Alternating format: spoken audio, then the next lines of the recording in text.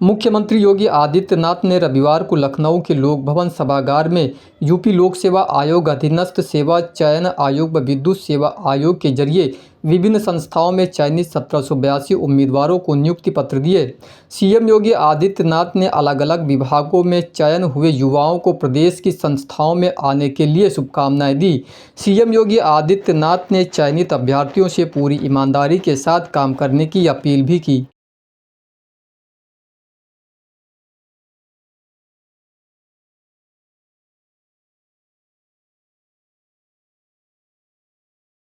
कि मिशन रोजगार के अंतर्गत प्रदेश के 1800 युवा प्रतिभाओं को प्रदेश के अलग अलग विभागों में, सिंचाई एवं जल संसाधन विभाग में, आवास विकास परिषद में, आयुष विभाग में, चिकित्सा स्वास्थ्य विभाग में, सचिवालय प्रशासन विभाग में, प्रशासनिक सुधार विभाग में, उत्तर प्रदेश पावर कॉरपोरेशन में, गृह विभाग में उन्हें आज नियुक्ति पत्र वितरण का एक कार्यक्रम यहां पे संपन्न हो रहा है। मैं प्रदेश के इन सभी अलग अलग विभागों के लिए चयनित युवा प्रतिभाओं को प्रदेश की सेवा में आने के लिए हृदय से स्वागत करता हूं और उनके परिवारजनों को और उन्हें हृदय से बधाई देता हूं।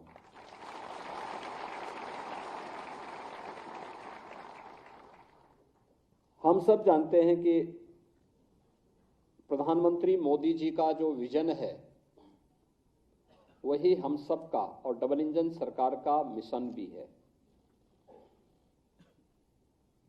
स्वच्छता एवं पारदर्शी तरीके से हर नौजवान को उसका अधिकार प्राप्त हो सके, सरकार इसके लिए पूरी प्रतिबद्धता के साथ कार्य कर रही है और उसी का परिणाम है कि पिछले 7 वर्ष के अंदर 6 लाख से अधिक युवाओं को हम लोगों ने अब तक प्रदेश के शासकीय विभागों में नौकरियां प्रदान कर दी हैं। नियुक्ति की प्रक्रिया सभी आयोग और बोर्डों के माध्यम से निरंतर जारी है। एक तरफ सरकारी विभागों में पूरी शुचिता और पारदर्शिता पूर्ण तरीके से नियुक्ति की प्रक्रिया को संपन्न किया जा रहा है, वहीं प्रदेश के अंदर नौकरी और रोजगार की नई संभावनाओं के लिए भी डबल इंजन की भारतीय जनता पार्टी की सरकार ने जो प्रयास प्रारंभ किए थे, आज उसके सार्थक परिणाम हम सबके सामने देखने को मिल रहे हैं। प्रदेश में सुरक्षा और कानून व्यवस्था की बेहतर स्थिति का परिणाम कैसे होता है, यह आज हम सबके सामने है। जब हम लोग देखते हैं कि जिस प्रदेश में कोई निवेश नहीं करना चाहता था, उस प्रदेश में देश भी और दुनिया भी आज निवेश करने के लिए आ रही है।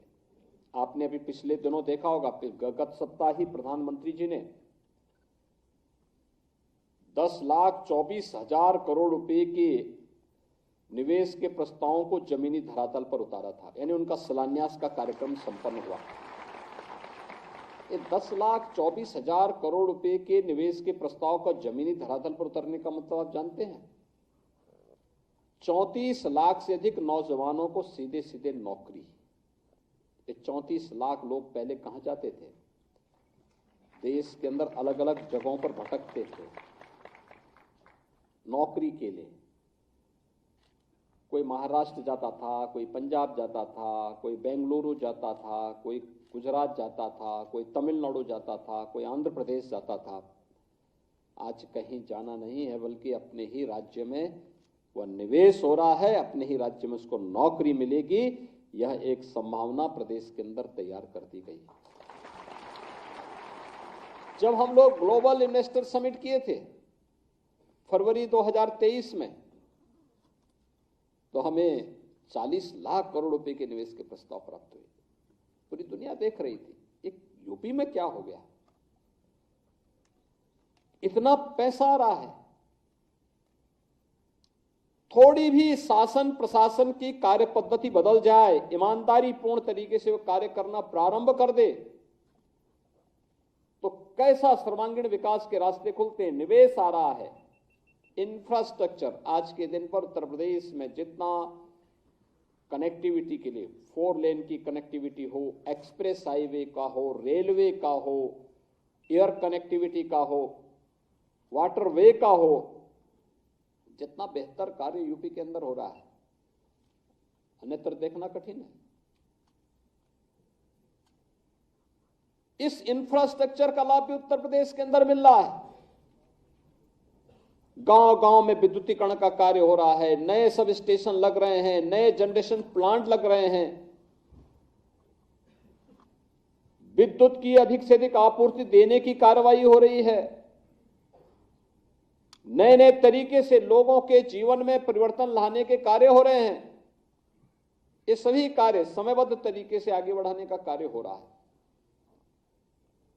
इंफ्रास्ट्रक्चर के साथ साथ सरकार ने तकनीक का उपयोग करते हुए बेहतर व्यवस्था प्रदेश के अंदर तैयार की, खास तौर पर गरीब कल्याण के क्षेत्र में भी।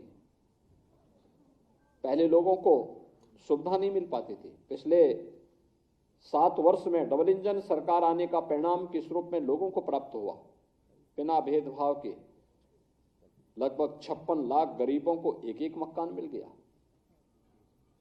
अनुमान करिए, पहले 1 मकान 2 मकान नहीं मिल पाता, 56 लाख लोगों को डबल इंजन सरकार ने मकान उपलब्ध करवा दिया।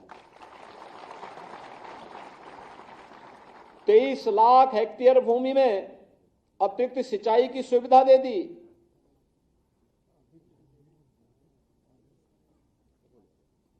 एक 1,21,000 गांव जहां पे आजादी के बाद क्या आजादी के पहले या आजादी के बाद कभी बिजली नहीं पहुंची थी, उन गांव में बिजली पहुंचा दी और 1,58,00,000 परिवारों को बिजली के फ्री के कनेक्शन भी उपलब्ध करवा दिए गए।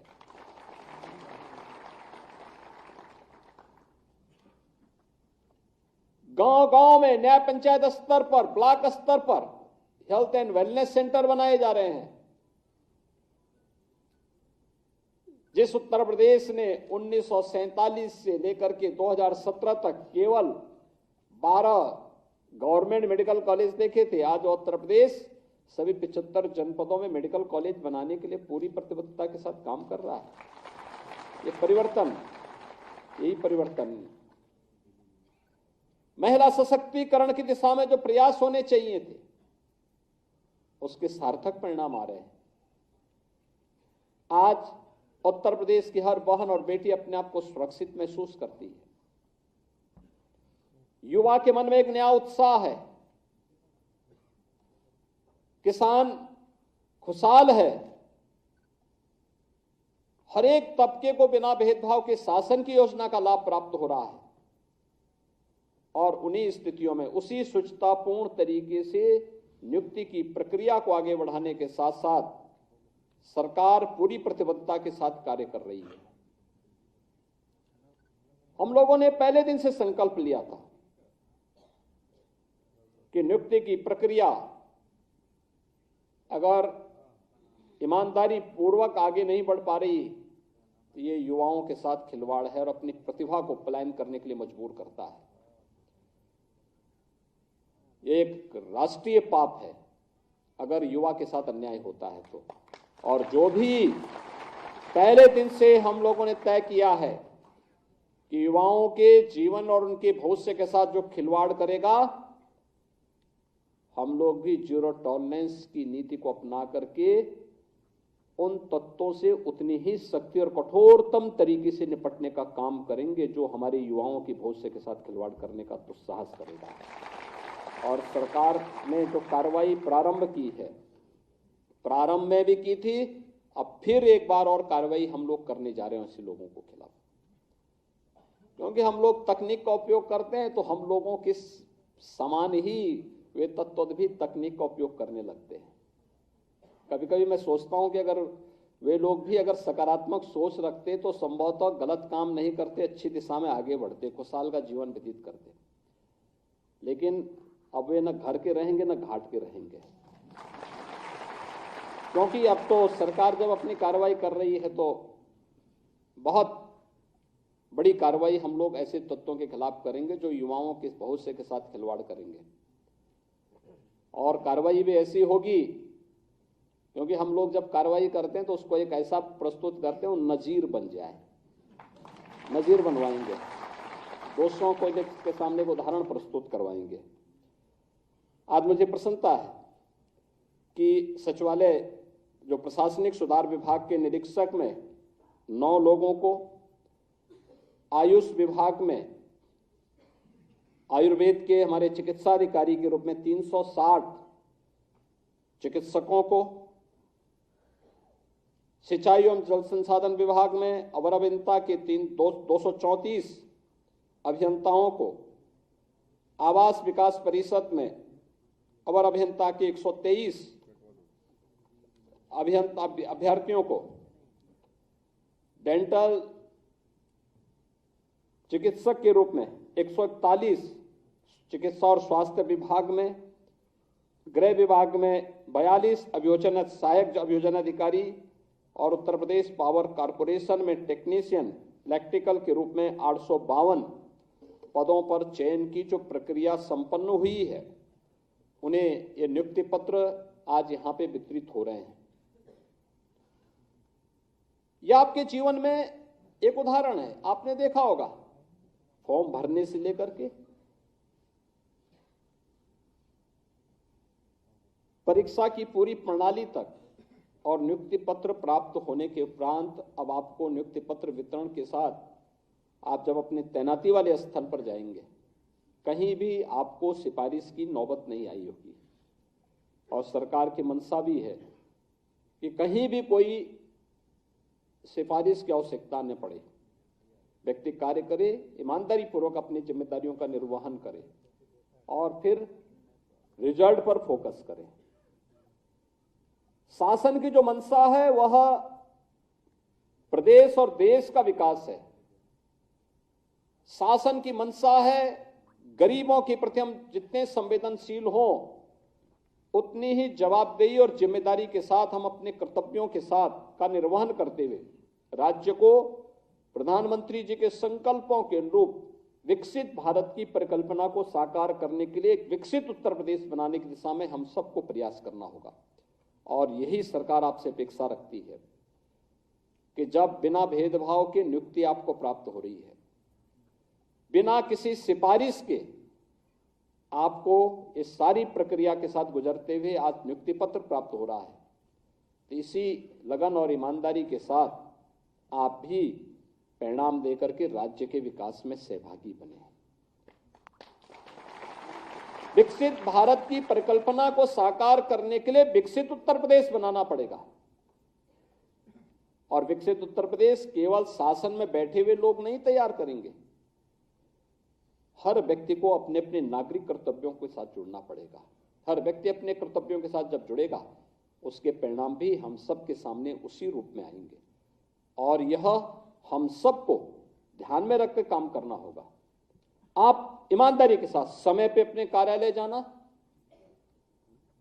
पूरे समय तक वहां रह करके जिम्मेदारियों का निर्वहन करना, फाइल कोई डंप नहीं पड़ी रहनी चाहिए।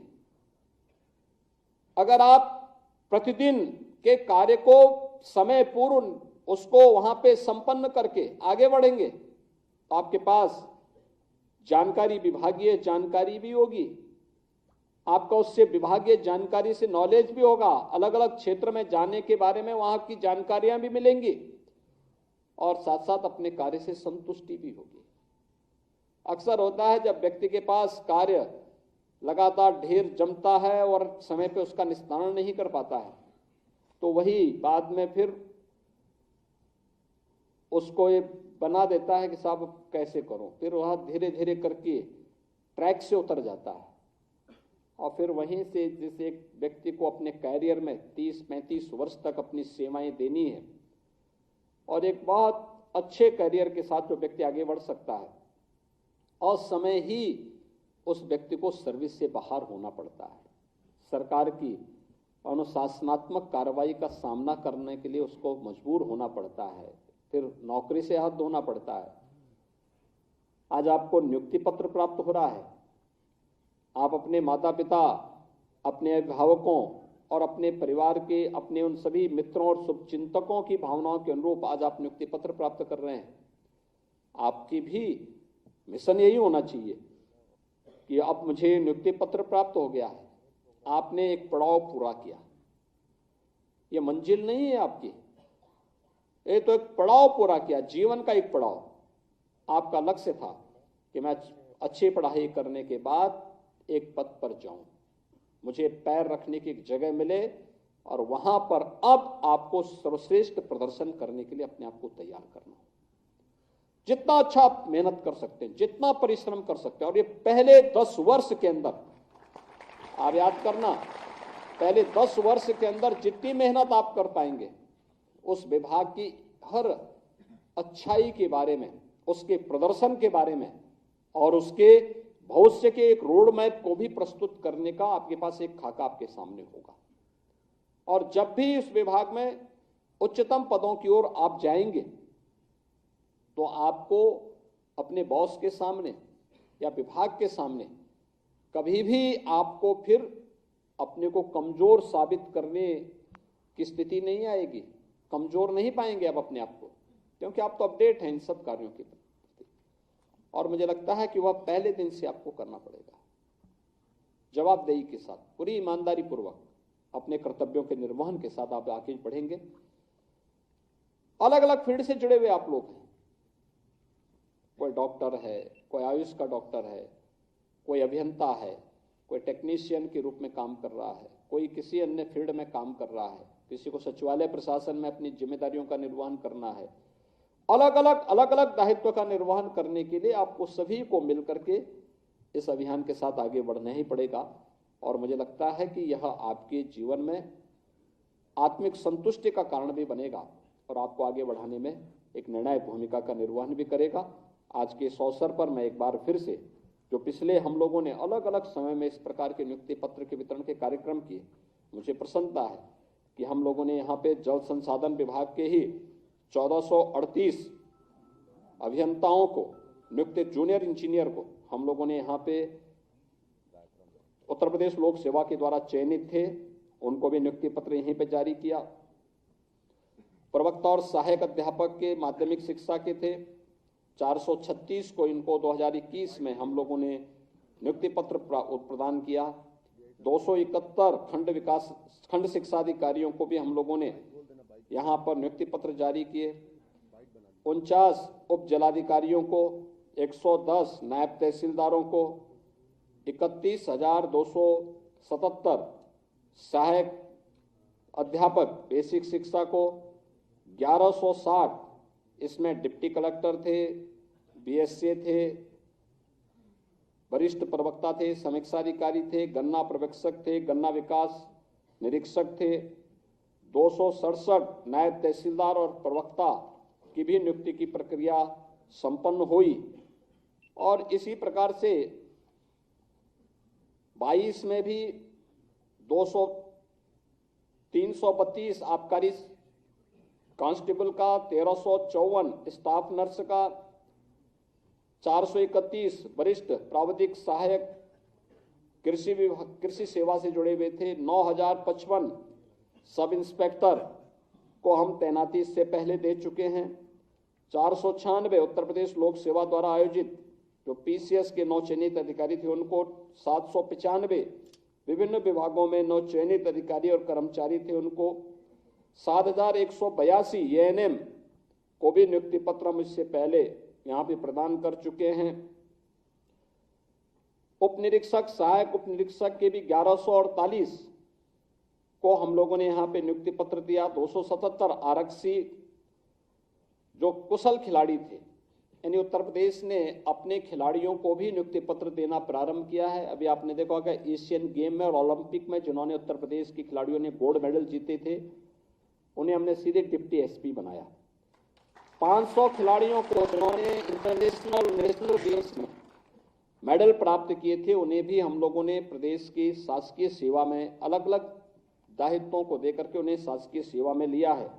ऐसे इसमें 277 पुलिस सेवा में लिए गए थे, 510 समीक्षाधिकारी और समीक्षाधिकारी के वरिष्ठ सहायक के रूप में भी लिए थे। 2023 में 400 ऐसे समीक्षाधिकारियों का चयन किया गया। 1573 एएनएम इनको भी चयन किया गया। फिर 233 कुशल खिलाड़ी कोटि के अंतर्गत चयनित उत्तर प्रदेश भर्ती बोर्ड में भी हम लोगों ने इनको लिया। 240 कनिक सहायक को, 393 होम्योपैथिक फार्मासिस्ट को और 242 सहायक बोरिंग टेक्नीशियन नमामि गंगे परियोजना के अंतर्गत इन्हें लिया गया। 2468 सहायक आचार्य, स्टाफ नर्स, आयुष चिकित्सक का भी चयन किया गया। यानी कुल मिलाकर के हमने पिछले 1-1.5 वर्ष के अंदर 62,000 से अधिक ये सरकारी नियुक्ति फिर से उत्तर प्रदेश के युवाओं को प्रदान किया है।